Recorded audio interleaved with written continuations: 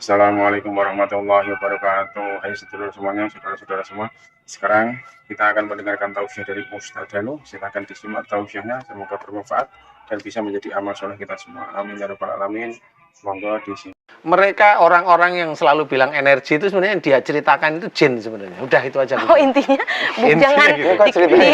katanya itu jangan diubah dengan energi, tapi sebenarnya itu adalah makhluk jin. Itu gitu jin ya? Sebenarnya. Jadi seorang bilang tangannya, oh itu ada energi besar, itu ya, jin yang membantu berarti Ustaz. Iya.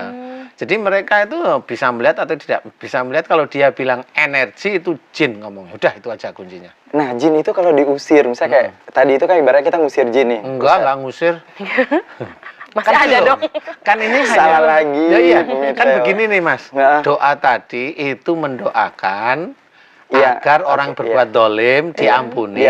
Nah, biasanya kalau kita mendoakan orang berbuat dolim diampuni ini mirip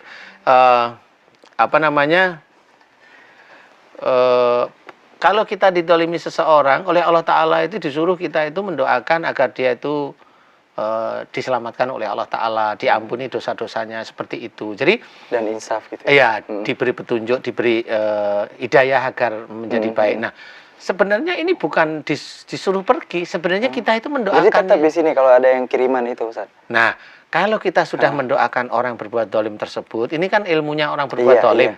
Kalau kita dengan ikhlas mendoakan orang berbuat dolim, ilmu yang di dalam tubuh itu nggak kuat, dia akan keluar sendiri. Gitu. Karena tidak membalas dengan sihir lagi, tidak membalas dengan makian, tidak membalas. Tidak, malah kita itu mendoakan. Istilahnya itu kalau dalam Quran itu ceritakan fa'fu anhum wastaghfir lahum.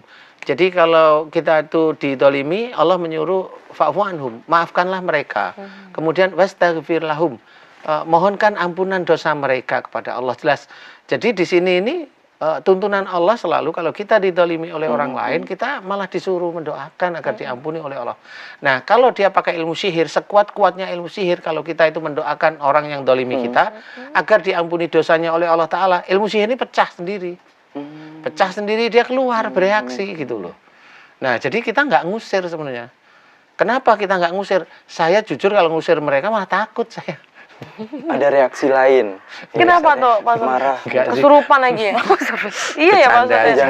Kan pura-pura saya juga takut sama sihir kan gitu. Pura-pura kan beneran kan? Pura-pura gitu. Tapi emang takut beneran sih Ustadz. Maksudnya kan, bener. Jujur. Kadang-kadang kita tidak mengharapkan, bener kayak Ustadz bilang tiba-tiba ada kiriman. Iya. Kalau ini kan alhamdulillah, kalau intinya kan saya melihat bahwa Mas Kamil ini kan dapat hidayah aja, bisa bertemu sehingga ketemu persoalannya gitu.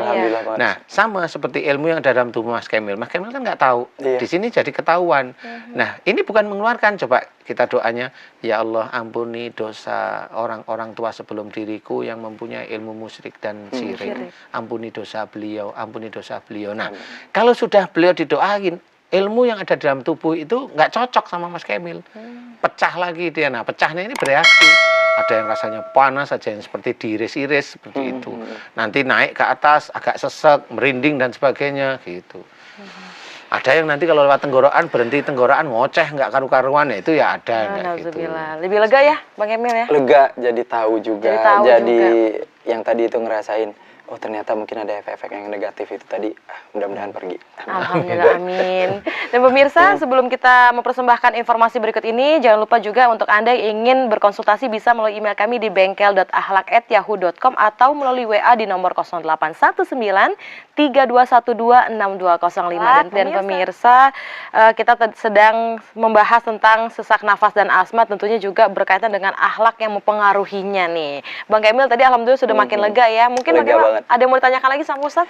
Ya paling mau ditanyain untuk memperbaiki akhlak itu tadi sih, supaya kita tidak terjerumus ataupun tidak mencari-cari yang tidak baik itu tadi Ustadz. Ya benar. Membentengi diri sih sebenarnya. Ya yang jelas itu belajar untuk kalau berpikir itu ya yang baik-baik ya, yang main-main kayak gibah, suudon itu belajar dihilangkan, karena kalau kita manusia itu kan tidak luput seperti itu, tapi belajarlah untuk dihilangkan.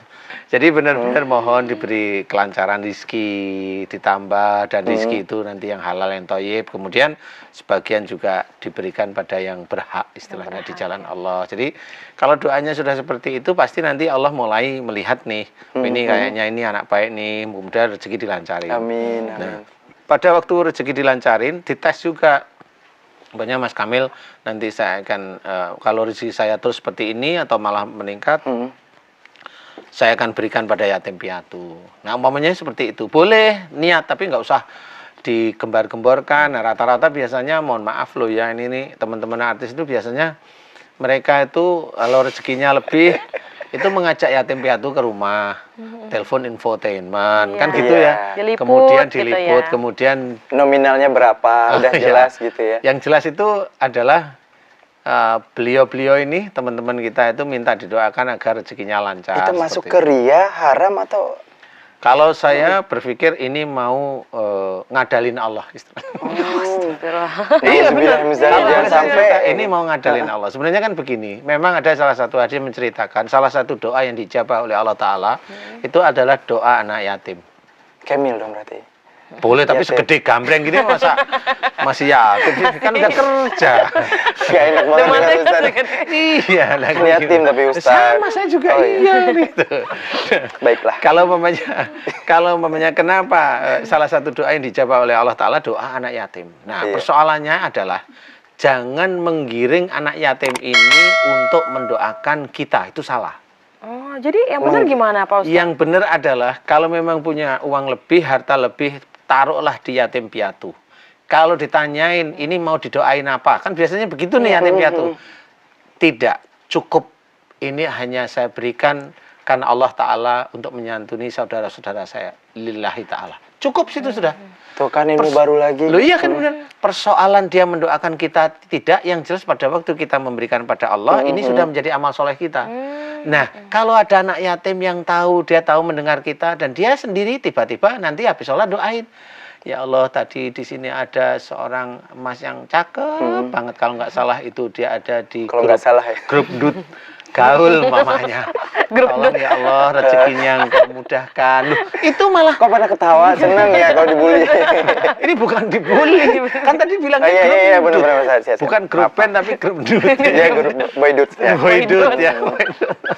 Jadi doanya seperti itu. Nah, anak yatim yang dia berdoa sendiri tanpa ditekan oleh keinginan seseorang, itu yang bisa dikabulkan oleh Yang Allah. mustajab ya Pak Berarti Ustaz. kalau kita meminta, pernah soalnya Ustadz gini, jadi kayak Ustadz bilang, waktu ngasih santunan anak kecil sama Pak Ustadz yang bawa itu, mau didoain apa Mas Kamil gitu, saya bilang, doain aja lancar, semoga sehat-sehat, itu Iya gitu. Ya, Atau kan kita ngasih mohon doanya ya gitu. Itu Pak sebenarnya salahnya beliau, ustadznya. Karena memang tidak seperti itu.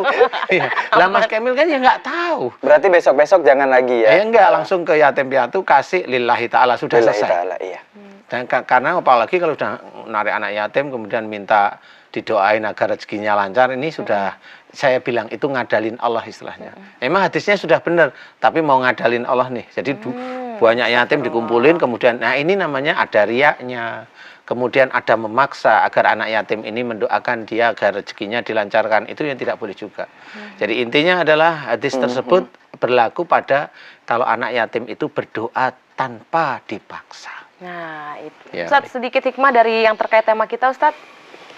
Iya, jadi barangkali ini membuka wacana baru bagi, saya tidak bercerita tentang ilmu kedokteran ya, saya bercerita tentang saudara-saudara kita yang muslim.